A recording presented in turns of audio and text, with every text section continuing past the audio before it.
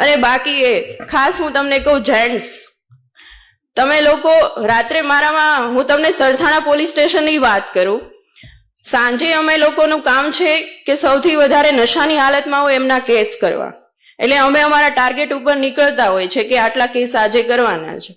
એમાંથી 15 છોકરા લાવ્યા હોય, એમાંથી 10 છોકરા પટેલ સમાજના હોય છે. આ વસ્તુ વિચારવાની વાત છે. મને જોઈને બહુ દુઃખ થાય છે કે અને પછી તમે હાથ જોડો છો આવીને કે સાહેબ તમે તો પટેલ છો, તમે તો સમજો. મને કોઈક આવું કે ને એટલે મને વધારે ગુસ્સો આવે છે. અને હું એમ કહું છું, એને કોઈ પણની ભલામણ આવે, પણ મારા પટેલ સમાજને તમારે છોડવાનો નથી. એક રાતી અંદર લોકઅપમાં રહેશે ને તો એને ખ્યાલ આવશે કે આ વસ્તુ ન કરાય. ખૂબ વિચારવાની વાત છે. મારે મતલબ અત્યારે સમાજના તમામ વ્યક્તિ બેઠા છે એટલે હું કહેવા માંગુ છું કે આ વસ્તુ વિચારવાની વાત છે. શું કામ આવું કરો છો? તમારી પાસે પૈસા છે તો સારી જગ્યાએ વાપરો ને. અને જે સાયબર ફ્રોડના કેસ આવે છે એમાં 50% પટેલ સમાજ હોય છે. શું કામ અવળા રસ્તે ચડો છો? પટેલ સમાજે આટલી નામના મેળવી છે, આટલું આગળ વધ્યા છે, તો શું કામ આવી રીતે પતન તરફ જવાનું?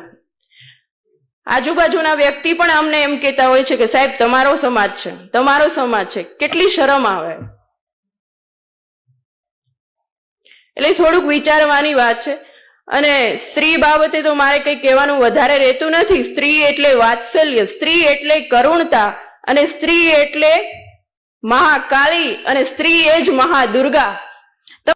સરથાણા પીએસઆઈ ઉર્વશી મેંદપરા દ્વારા જે નિવેદન આપવામાં આવ્યું છે તેનું હું સમર્થન કરું છું. અને આ નિવેદનમાં સમાજની ચિંતા કરનારો વિષય છે. 15માંથી 10 યુવાનો જો પાટીદાર સમાજના દારૂ અને એવા કેસોમાં સંડોવાયેલા હોય તો સમાજ આ બાબતે ખૂબ જ ગંભીર રીતે વિચારે અને આ બાબતે પોલીસ કાર્યવાહી પણ કડક પાયે થાય અને કોઈ પણ વ્યક્તિ આવા વ્યક્તિઓની ભલામણ ન કરવી જોઈએ એવું મારું સ્પષ્ટ માનવું છે. સમાજના લોકો આ બાબતે મંથન કરી અને આના યોગ્ય ઉકેલ લાવવાના પણ પ્રયાસો કરે. સુરતના એક મહિલા પાટીદાર પીએસઆઈ પોલીસ અધિકારીએ એની ફરજ દરમિયાન જે એમને સામે અભ્યાસ આવ્યો એને એક સમાજના પ્રસંગમાં સમાજની સામે મૂક્યો. એમને કહ્યું કે અમે જ્યારે અમારી ફરજ દરમિયાન જ્યારે અમે આ નશાખોરી કરતા યુવકોને અમે પકડતા હોઈએ છીએ એમાં 10 પાટીદાર સમાજના યુવકો હોય છે અને સાયબર ક્રાઇમના જે ગુના બને છે એમાં 50% જેટલા ગુનાના આરોપીઓ એ પટેલ સમાજના હોય છે. ઉપરાંત એને પટેલ સમાજને 1-2 વાત વધારે એ પણ કીધી કે પૈસા છે તો સારી જગ્યાએ વાપરો ને આ નશામાં શું કામ વાપરો છો. એને એ પણ કીધું કે પટેલ સમાજની જે શાખ હતી એ આજે કંઈ ને કંઈ ભૂસાઈ રહી છે. એમને એ પણ કીધું કે પટેલ સમાજ એક ભદ્ર કોમ છે અને સમાજે આવા ગુના કરનારા યુવકોના માવતર તરીકે અમારી સામે હાથ ન જોડવા જોઈએ. એ યુવકોને અને એના મા બાપને અને સમાજને આ એનો વાસ્તવિકતાનો ફરજ દરમિયાન અરીસો મૂક્યો છે. આ એક ગંભીર બાબત છે. એક સમાજના એક પ્રહરી તરીકે ખાસ કરીને જે જાહેર જીવનમાં છે, જે સમાજનું નેતૃત્વ કરે છે, સમાજ ઉત્થાનની જે લોકો પ્રવૃત્તિ કરે છે, એની દ્રષ્ટિએ આ ખૂબ અગત્યનો અને ગંભીર મુદ્દો છે. સમાજ સામે ગમે એટલું શસ્ત્ર સરંજામ, સુવિધા, શાળાઓ, હોસ્પિટલો, અનેક પ્રકારની સેવાકીય પ્રવૃત્તિ કરતી તમામ મિશનરી હશે, પરંતુ જે સમાજનો યુવાન કે મહિલા એ વ્યસની હશે, જે આવા ગુનાખોરીના રસ્તે હશે, તો એ સમાજ એની કોઈ પણ સવલત વાપરી શકતો નથી કે યુવાનો વાપરી શકતા નથી. સંઘર્ષનો રસ્તો એક પાટીદાર સમાજ સાથે વણાયેલો રસ્તો છે. સમાજ ક્યારેય ટૂંકો રસ્તો નથી કરતો, પરંતુ હમણાં ઘણા વર્ષોથી આપણને આ સમાચાર છાપાઓમાં અને ટીવીની સ્ક્રીન ઉપર જોવા મળે છે. એક પાટીદારના દીકરા તરીકે અમે પણ આ ગંભીર પરિસ્થિતિની સહજ રીતે સ્વીકારી શકતા નથી. મેં 1 વર્ષ પહેલા પાટીદાર સમાજના વરિષ્ઠ આગેવાનોની સામે એક વાત સહજ રીતે મૂકી હતી.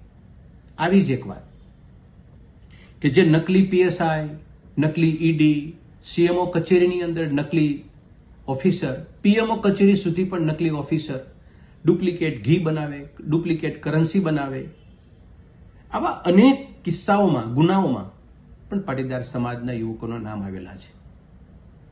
આ સમયે પણ સમાજને ધ્યાન દોરવાનો મેં મારો સાત્વિક પ્રયત્ન કર્યો હતો.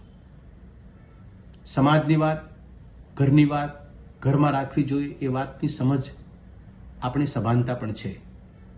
પરંતુ સત્ય એ છે, એ ઘરમાં રાખો કે બહાર રાખો, વિકાસની જો ભૂખ આપણી હોય તો સત્ય ઉપર પહેલા આપણે ઓપીડી કરવું પડશે કે આપણે ક્યાં ભૂલ કરીએ, ક્યાં રસ્તા આપણા ખોટા છે.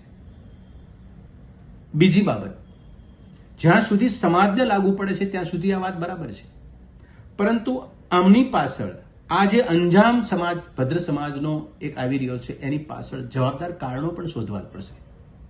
એનું પ્રમુખ કારણ એ છે કે રાજ્યની 25 વર્ષથી ભારતીય જનતા પાર્ટી સરકાર કામ કરે છે.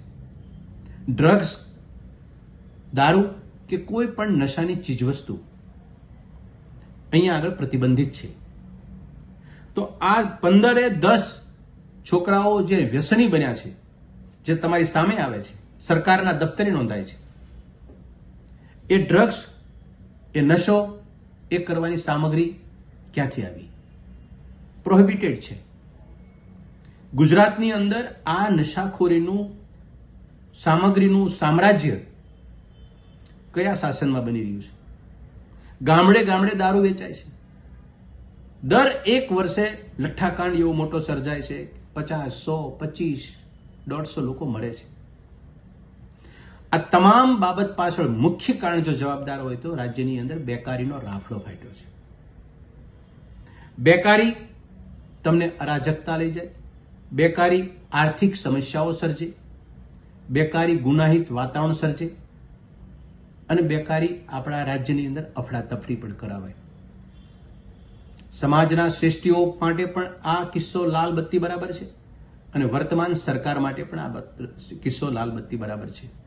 અને વિપક્ષમાં બેઠા છીએ ત્યારે અમે સતત ને સતત આ બાબત સમાજમાં હોઈએ ત્યારે સમાજના લોકોની સામે, અને રાજનીતિના પરિપ્રેક્ષમાં હોઈએ ત્યારે વિપક્ષ તરીકે અમે સરકારને અમે આ ધ્યાન ઉપર મૂકીએ છીએ. પરંતુ આપણા સૌનું દુર્ભાગ્ય છે કે સરકારને નશાખોરી, બુટલેગરો સાથે આ એક પ્રકારનો નાતો બંધાયેલો છે, અને એના કારણે આ જ્યાં સુધી નાતો નહીં તૂટે, સરકારનો બુટલેગર સાથે, પોલીસનો બુટલેગર સાથેનો નાતો એ એક અભિન્ન અંગ બની ગયું છે, આવકનું એક મોટું સાધન બની ગયું છે. એના કારણે ગુજરાતના આશાસ્પદ યુવાનો નશાખોરીના રવાડે ચડે છે. ભદ્ર સમાજ પાટીદાર સમાજ છે, મોટો સમાજ છે, બહોળો સમાજ છે, એનો અરીસો સીધો જનતાની સામે આવી ગયો, પણ નાના સમાજ પણ કોઈ બાકી નથી. હું ફરીને મોટા સમાજ તરીકે પાટીદાર સમાજ અન્ય સમાજને આદર્શોને એક વિકલ્પ પૂરો પાડનારો સમાજ છે, અને એ સમાજને વ્યસનના ભરડામાં આવી જવાથી અન્ય સમાજ માટે કોઈ આદર્શનો વિકલ્પ કોઈ વધશે નહીં કાલે. એટલે ગંભીર વિષય છે અમારા માટે, સત્તારૂઢ માટે કે સમાજ માટે.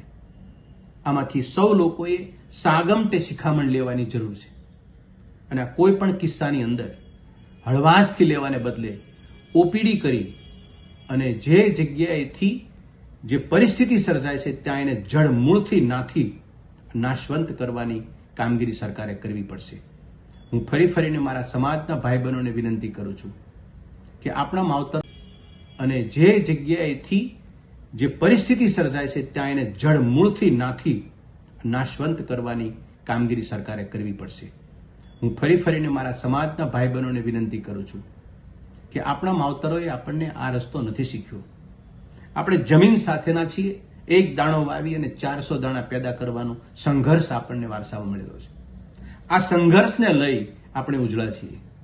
આપણી પેઢીઓ સુધી આપણને જો કોઈએ આપણો મોભો, આપણું સ્વમાન, આપણી પ્રતિષ્ઠા, આપણી પ્રમાણિકતા, આ બધું આપણને ઠસોઠસ ભર્યું હોય તો આપણા વારસાએ ભર્યું છે. અને એ વારસાએ આપણને ટૂંકો રસ્તો, વ્યસનનો રસ્તો કે નકલી આવું નથી વાપ્યું.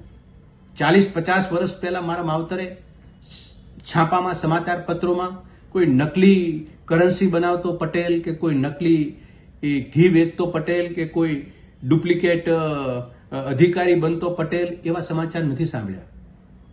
40 વર્ષ પછી હું ટીવીની સ્ક્રીન ઉપર સાંભળું છું.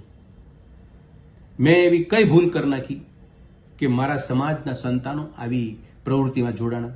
મારી સરકારે કઈ પ્રવૃત્તિ કરી નાખી, ભૂલ કરી નાખી કે સમાજના લોકો આવી પ્રવૃત્તિ? આ સામૂહિક પ્રશ્ન છે. કોઈ ઉપર આક્ષેપ કરી અને આમાંથી છટકવાની વાત નથી, પરંતુ ચિંતાનો વિષય છે. જ્યાં જેને સમજવું હોય એ સમજી લે, પણ આ મુદ્દો છે એ ગંભીર છે. ગુજરાત ઉડતા પંજાબ અડધું બની ચૂક્યું છે. આ સરકાર પણ એની નોંધ લે.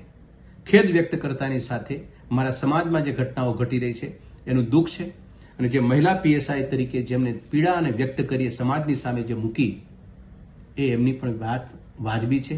અને સૌ સમાજના શ્રેષ્ઠીઓએ આની અગ્રિમતા ધોરણે ગંભીરતાથી નોંધ લઈ અને આવા કિસ્સાઓ નશ્યત કરવા માટે આયોજન કરે, એ એકમાત્ર વિકલ્પ છે એવું મને લાગે છે.